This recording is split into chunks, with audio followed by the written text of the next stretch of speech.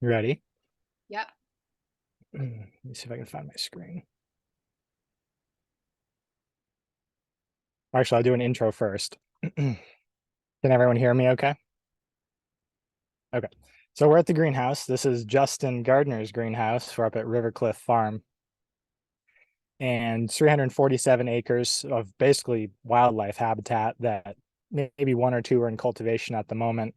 And it is very hot on the greenhouse, but it's probably three different microclimates warmer than outside. And we're doing a whole bunch of work in the greenhouse. But just as a little background, um, well, I'll start the screen share because the background's on that.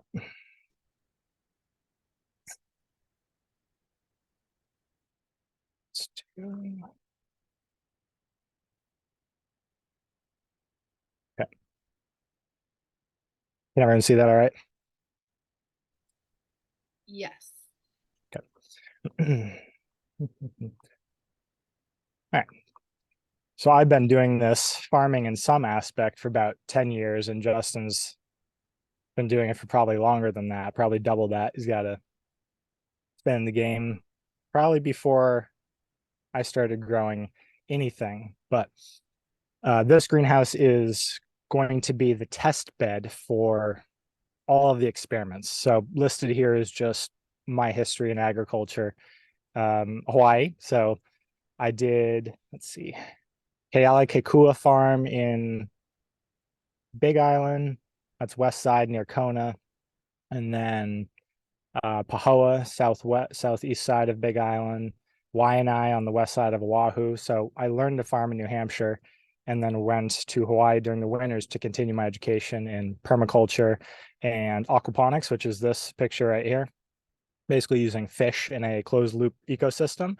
And then the most recent endeavors was when Justin and I met, and that's the microgreens setup we have that is in his house. And we're currently doing an experimental permaculture farm. So this is the experimental greenhouse where we're setting up a whole bunch of electroculture, and that's basically using metal and a whole bunch of antiquitech energy harvesting and cultivation to basically just move electricity around. So during this presentation, we're just going to go over our rapid shift to more electrical properties of agriculture because that's what it's coming back to. And the tech that we're using during this, what we've used for the microgreens, which is what we started out farming together, is our pre-filter. So that's the multi-pure aqua perform. That's NSF 42, 53, and 401 certified. So this is what I usually talk to people about transforming their source water. We have okay water up here. We're in Alexander, North Carolina, but it could be better. There's a whole bunch of industrial contaminants. So we run it through pre-filtration that keeps minerals, which is critical for agriculture, as I'll go over, as a gallon a minute flow rate. And then we ionize after that. For microgreens or something where you don't need thousands of gallons of water, we run it through the K8, which is what I do at my house, and that's perfectly fine. That provides all the five different water types. Super, so the 2 gallon a minute one, which has a separate hydrochloric acid compartment, is ideal for bigger places. And that we'll be getting one in here once we finalize irrigation and nail everything down on the sides. We'll be doing separate irrigation channels for the different things we're growing. Different families of plants like different pH levels, but all appreciate ionized water. So during this, we're going over the non-drinking water. So usually we're talking about the health benefits or the experiential effect of drinking water, which are the higher pHs. Agriculture tends to use all of the other ones as well as those to mix in, but focus for agriculture is really the 6.0, the beauty water, which is your base. You'll see the pH ranges that plants really like for micronutrient absorption start at 6, and then you can play off of that. And the game changers, what we discovered in agriculture, are the 2.5, much like game changers for your health and being able to boost your immune system. It's a pretty interesting whole industry in agriculture with non-toxic sanitization and disinfection and just having access to free chlorine. Then the 11.5, the strong, is extremely useful for germination and just adding a ton more hydrogen in. We didn't, neither Justin nor I fully understood the how hydrogen runs everything in agriculture and in our bodies until usually the focus is on oxygen, right? But if you start looking at all these little nitty gritty things, and I'll try not to kill everyone with the science, I'm just doing a little bit of an intro. Um, Hydrogen basically runs the world of micronutrient absorption, and in growing things, that is the entire game, is making it as easy as possible to be able to get all the minerals. So this is a quick overview of pH before I start talking about pH for anyone who is not remembering high school biology, because I didn't. So pH is just comes from a German word. It's actually the power of hydrogen. Power meaning like a logarithmic scale, like 10 times 1 or 10 to the first, 10 to the second. So each pH jump is a 10 times magnitude. Acidic is more hydrogen ions. That's H plus.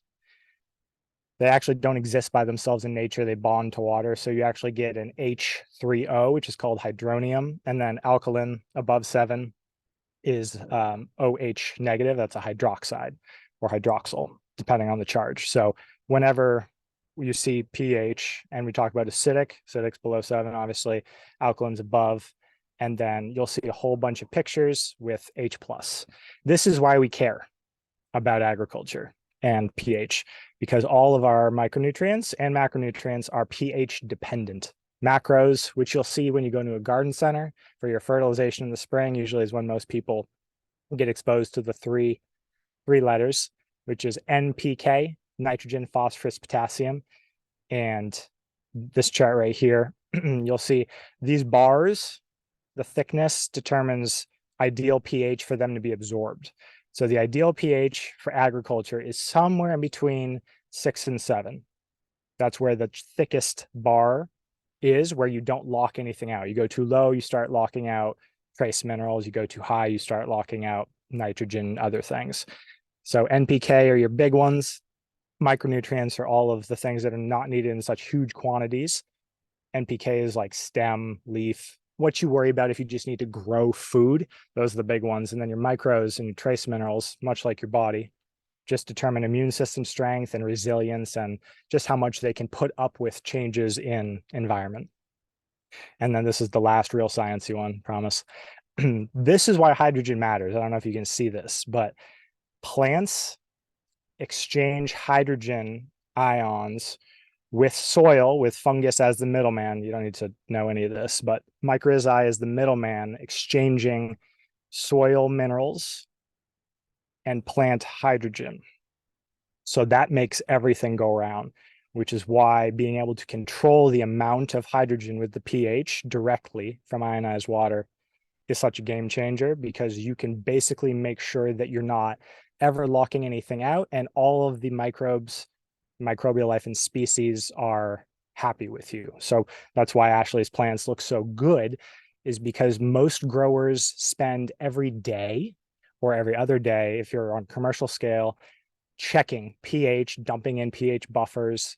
And if that doesn't work and something gets off, like in the heat of summer, you start getting insect issues and mold. And whenever that falters, the plant's immune system wobbles like humans in the winter, and you start dealing with everything else. So if you can keep that constant, that's game changer. Like I said, 6 to 6.5 is usually the sweet spot for about anything on the left. This is actually a really good guide for what you're growing. A lot of things that aren't vegetables require a more alkaline pH, and we can just tap a button and change that. So that's where your 7.0, your mineral pass through comes in.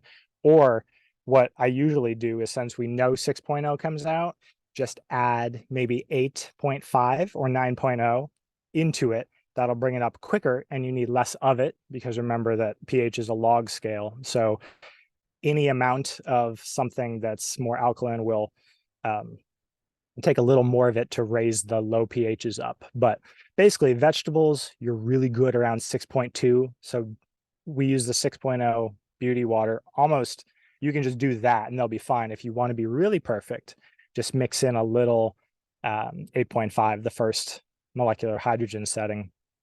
And then you can play with it as you like. As you see all these vegetables over here really like a little more acidic, and that's most vegetable gardeners. So spring water tends to be a little more acidic, which is why you can usually get away with that. But if you're doing any more special crops, a lot of them like 7, some of them like even higher. So this gives you the ability to never lock anything out mineral wise, so that you don't, hopefully most people are not going to have to deal with like insect infestations like mites or aphids, but everyone tends to in the summer because the plant's at its weakest. So this is a kind of a cheat code. And this is just a picture. I used to work at a farm and garden shop, and people spend ridiculous amounts of money, hundreds of dollars, thousands of dollars on pH buffers, especially if you're in a commercial scale. If you're growing cash crops, medicinal crops, or just lettuce, you have to make sure your pH is perfect, because if you're not growing in soil where you have all those microbes and other living organisms helping you, if something goes off, that's when you're going to run into systemic issues, and you're going to spend a lot of money on very specific pesticides, herbicides, fungicides to correct it. So basically, if you just use ionized water and can dial that in, you get rid of the yo-yoing. People will use like a pH down, and then vegetables and growing things naturally acidifies the soil. Most of you will probably know, if you do a garden in the spring, you always have to dump lime or something that'll bring the pH up, because growing things in general, based off of that, all those hydrogen ions getting exchanged into the soil, hydrogen ions are what acidify. So just by plants growing, it acidifies the soil in the most part. So usually you have to dump a ton of alkalizing materials in. Now you just have to worry about mineral content, and you don't, with this, you don't have to worry about playing with minerals in order to affect pH and in order to supply like elemental calcium or magnesium or all those minerals. This is probably the main slide. If you're going to take anything away from all of this, this is kind of the breakdown. Microgreens are over on the left, which is what we really tailored this to, because microgreens are so quick, 7 to 10 day, 14-day cycle. You really see everything in concentrated. You have such dense plant growth that you see everything at an accelerated rate. So the main ones that we use for this, that you can experiment with yourself, 2.5 hypochlorous acid, which is the just electrolyzed NaCl salt, is probably the biggest game changer, because you spend a lot of money and it has to be very precise with sterilization and sanitization and integrated pest management. So I listed a couple things here, like xylitol, basically just keeping microbes, mold, fungus, and fungus gnats, any of that in check. So for soaking some seeds, we would dunk it in hydrogen peroxide first, or xylitol. Don't have to do that anymore, because you just have 2.5 hypochlorous acid on tap, and you can do like a 30-second dunk in that, rinse it off, and then start soaking. And we soak in the 11.5 hydrogen-rich water for germination. And I couldn't figure this out why it worked initially, because I was taught that seeds only needed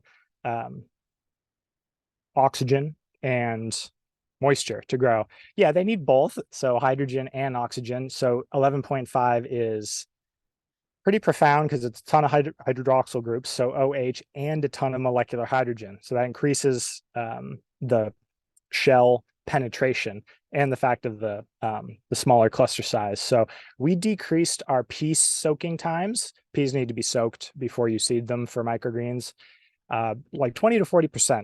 So if you soak them, if you usually have to soak them for 8 hours, that went down to like 5 or 6, which at scale is pretty significant for timing. And any big seed, you'll notice that as well. So for any cash crop, that can make a large difference, just accelerating everything. Like I mentioned, the 6.0 is the base for agriculture, because it's the perfect micronutrient absorption. And then you can add 8.5 or basically any of the molecular hydrogen ones to that. It increases stress tolerance. That's the molecular hydrogen itself increasing stress tolerance, and can kind of play with that to see which will increase yields. Or we didn't ever really have an issue since we got our ionizer specifically for microgreens, and then we started drinking it. So we never really had an issue. So I don't have any case studies to be like, this definitely killed this, other than I did have tons of mold on the higher dense crops like peas, and you can just drown them in HOCl. I literally would just hook it up to a garden hose before I had all my adapters and just sprayed straight hypochlorous acid on them, and it would just get rid of the mold. And then you just rinsed it in water, and the peas were absolutely fine. What would have taken down entire crops was fine. So this is just a little article on a ton of emerging research. Molecular hydrogen for human health is emerging, but even newer is molecular hydrogen in agriculture. And they don't know mechanisms yet. But the whole point of this is basically it does sort of the same thing for plants that it does us, where it just gives it increased resistance, stress tolerance in the heat, or just whenever nutrients are low against heavy metals, drought, high salt contents. Probably they think by the same way. So it's just increasing their antioxidant capacity and giving them a better ability to fight oxidative damage. And it also increases their lifespan post-harvest. So it kind of shields them from everything else that wants to eat it. So that's your mostly mold in living things case, but ton of bacteria as well. And I don't know if this will play. Yeah. So this is a little video from Briotech just explaining what HOCl is. And I don't think I could have done this any better. It's what your white blood cells make. So that is electrolyzed sodium chloride, very specific concentration. And it's probably the best way to kill things non-toxically. Like, you can drink it. I wouldn't regularly, but you can gargle with it and obviously put it on topically, and it's not going to do any damage to human cells in small doses. Think of it like peroxide, just we can make it on tap in unlimited quantities. So that's a little good video on that. And then to tell you how much money you're saving, this is Briotech again, and they sell a full gallon or whatever size that is for like 15 or 20 bucks. Same with Xeritol, this product down the left. This is a commercial thing that I used to sell, and that's like $150 for a concentrate. And it does nothing that hypochlorous acid doesn't. So you dunk trays in this, you spray your greenhouse down post-harvest, anything that you would use free chlorine. There's these little like chlorine bombs, ClO2, chlorine dioxide, and other formulations that people just like let open in a greenhouse, and the chlorine just nukes everything, and you don't want to be in there with that. So we have that, but you can be in there with that. You just micronize it, put it in a sprayer, and spray it on the underside of leaves or on the surfaces of things, and it does the exact same thing within about 30 seconds to a minute. And all of these things, entire shelves are filled with these things, and some of them are like $200 to $400 for this tiny little bottle, and it might last you, a gallon. So people save thousands of dollars doing that.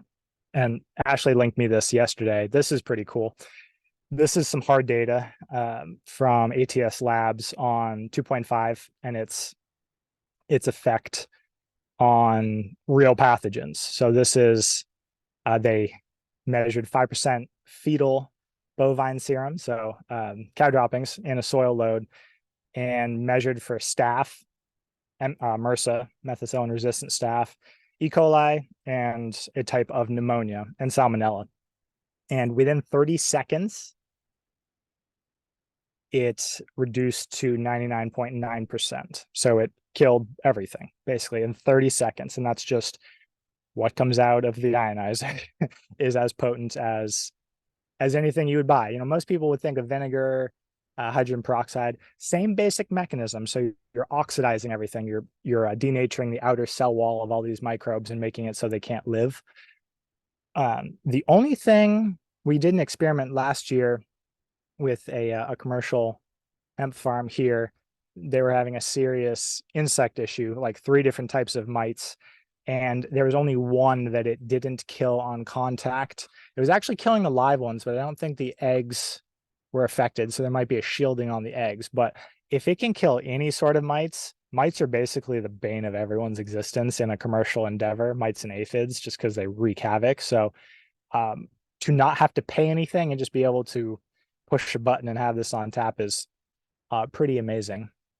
And everyone in hemp states will know this. If you could just do a seed germination acceleration and give any type of clone for any plant increased resilience, less transplant shock. And transplanting is whenever you have, you know, what you buy from a nursery. So you have a small root ball, just a little baby plant, and then you put it into its full mature environment.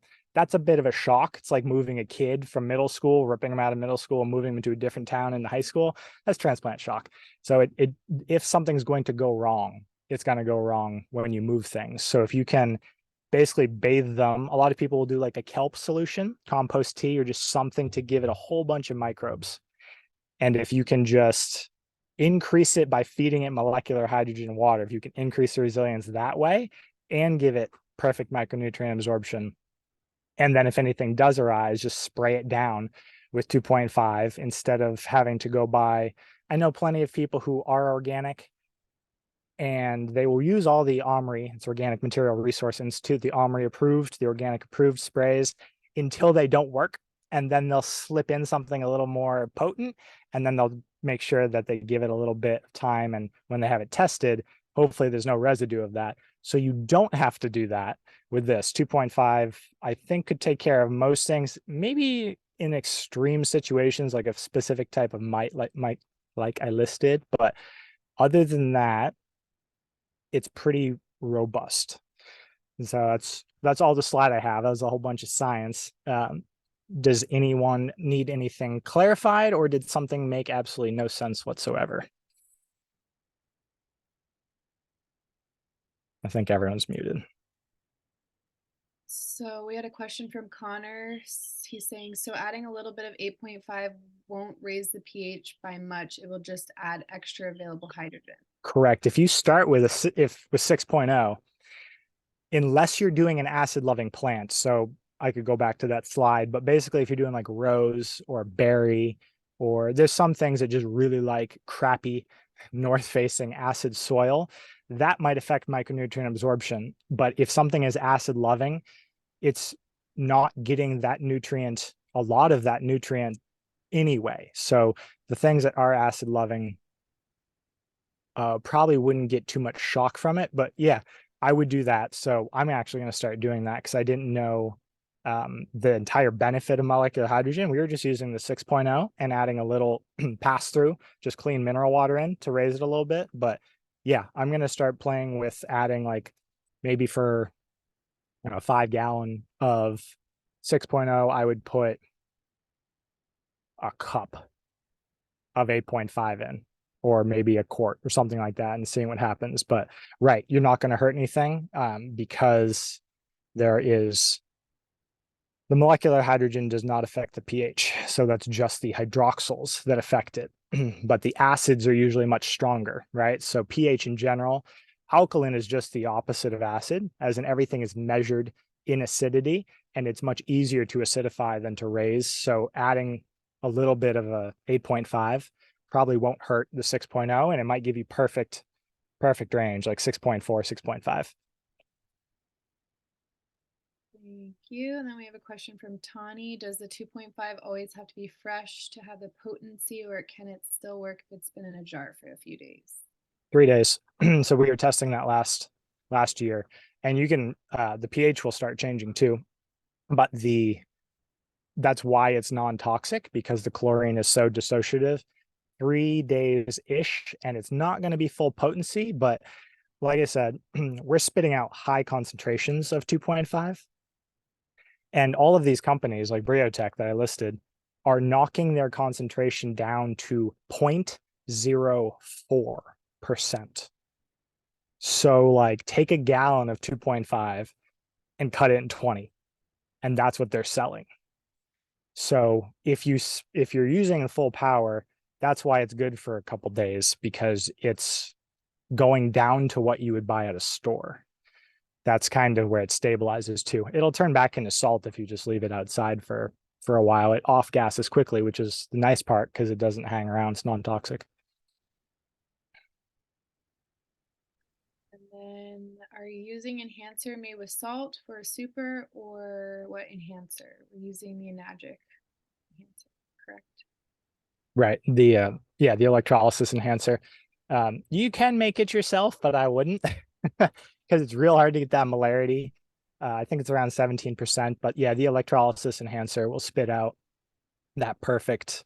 It's a different consistency. We tried making it ourselves for a while just because we ran out, and I think we're at a festival, but you're not going to get the granularity and the surface tension the same. So electrolysis enhancer all the way. Yeah.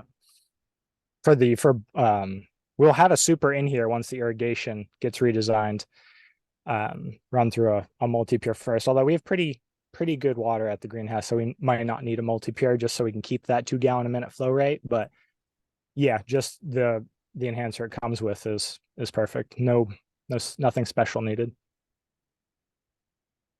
Awesome. Erica, did you want to hop out and ask your question? Hi, Alex. Hi. Guys, hear me? Yes. Awesome. So, love the presentation.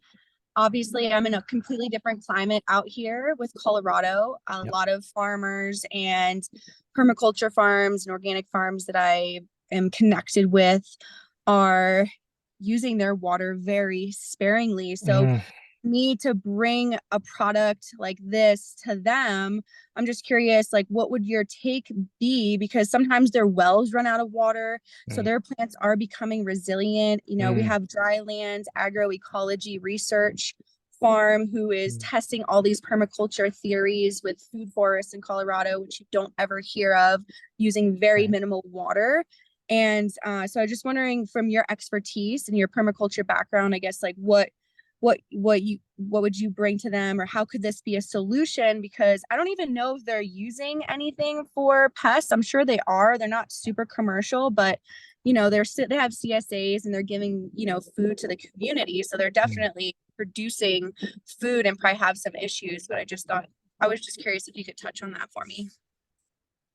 Well, there's always two streams when you ionize, right? So I'm curious if they would use this for how big the operations are, because you can mix in the offshoot of like a 9.5 or 8.5 would be pretty close. It'd be 5.5. So you could play with waste streams if you were going to do both. I don't know in what quantity they would want to do it. That would be the question, right? It will also store. So obviously we can't 1 gallon a minute is not a ton. So the way that we're going to end up doing it is having IBC totes or some sort of water storage, like most big farms have, pump into that, and then it can get gravity fed wherever it needs to go. Like we're going to have, we're also playing with, like I said, electroculture and bioresonance. And that's just basically collecting energy in different forms. Like you've probably seen water forms of circular stone tumbling down. So that will structure the water as it goes. So gravity fed systems where you only have to fill once, and it can be a waste stream if you can design it where you can pump it in, if electricity is not a huge issue, you can get it up. And then the 6.0 is ionized, but there's no molecular hydrogen in it, so it doesn't go bad, so to speak. It's not like the drinking water.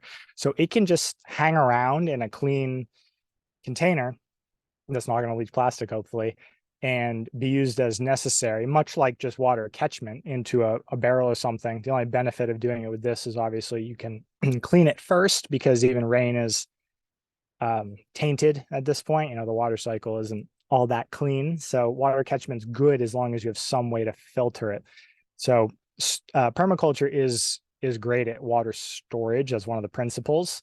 So I'm sure we could design some sort of catchment that would trickle on, hopefully using gravity, or maybe use the waste stream of drinking water. It could be customized to whoever, but yeah, water conservation is a massive issue in Colorado for sure.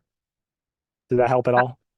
Oh yeah, that was a great idea. I didn't even think about, they have tons of storage, on there for rain catchment and water. And the farms I'm talking about are different sizes. So it's just, I love that you're thinking of like an inventor mindset. Like there is always a solution, there's always a way to make it work. So thank you, Alex. I really appreciate that.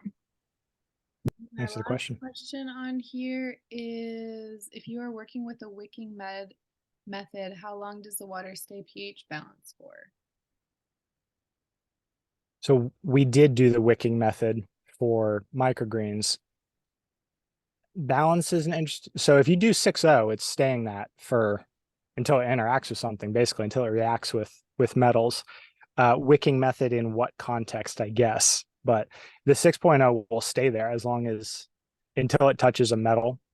And so alkali metals will react, but that's what you want to happen. That's how the hydrogen actually transfers. But probably a week, 6.0 would stay. The molecular hydrogen, so the alkaline ones will change as the hydrogen dissipates slowly, though. I mean, very slowly as it touches, because molecular hydrogen doesn't affect the pH at all, but it does affect the extra energy that the water's carrying. So you'll notice a change in absorption. Too many variables, and I'm probably not explaining them well, but if you're using 6.0 for wicking, you have a very long time. If you're doing other things, it absorbs way faster than you want it to sometimes. So we were using cocoa, and it would absorb in 15 minutes. And if you're used to having something that puddles longer, you can actually make your crops too wet, which we did a number of times. We had to get used to using less water because it would be absorbed rapidly. So no real time rush on the 6.0, thankfully. Holds a charge for a while. And then our last question is, do you plan to scale the farm with 300 plus acreage? It would be impressive to use all of that in the first place. We're going to start with 2, and then it's a food forest idea. So we're not doing so much market gardening style. It's not so much rows and annuals. There's plenty of those, but the scaling will come in the form of using resources from the land, creating like trees, plenty of trees, lots of bamboo. So we're planting a ton of bamboo and berries, and basically planting resources for the next 5 to 10 years so that we don't have to continue planting things and we have an almost infinite supply. But 347 is plenty big, so I don't know that we'll need to go to scale beyond that ever, unless we have someone else who had a chunk of bottom land, but ours is a lot of woods, so that's plenty to manage, if that helps. Yeah, and I just wanted to add, so we're giving our chickens the 8.5 and our ducks are getting 9.5, just because we did a test. We had all 3 water types and we just let them choose, and they like the 9.5. So I'll just share real quickly. When we left for Mexico last year, we were gone for 6 weeks, and our chickens just had like our regular well water.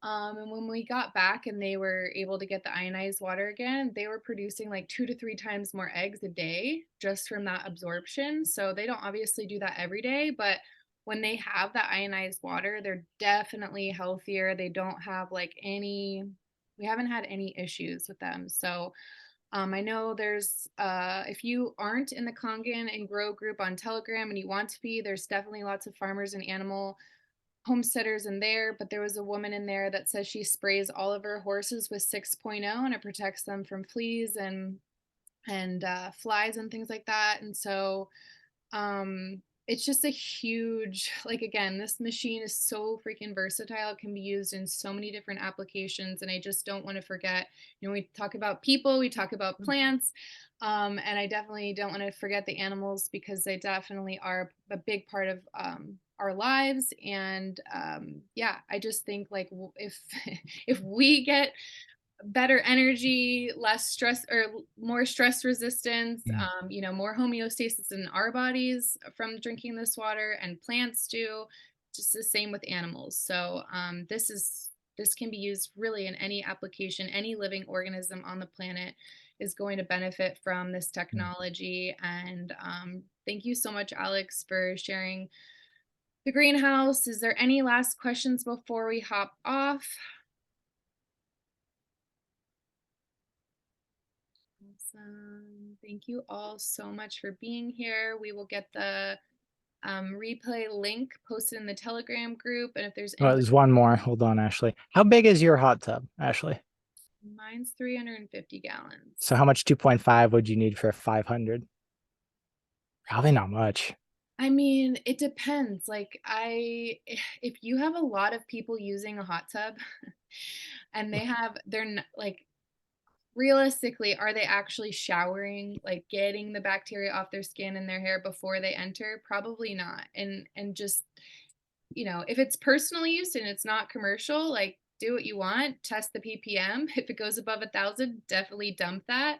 But I mean, you're gonna just have to test it, Connor. You're gonna have to test, like, is it a gallon a week? That helps keep that ppm about below 1,000.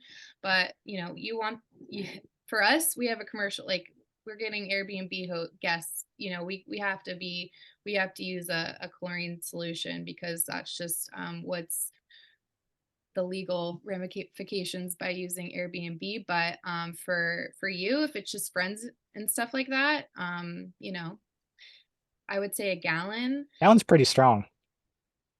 Yeah, I agree. Alrighty. Well, thank you all so much for being here. Appreciate you all showing up, and definitely get this link out to anybody who in the world who is farming, gardening, doing anything with plants, animals, or do they drink water? Alrighty.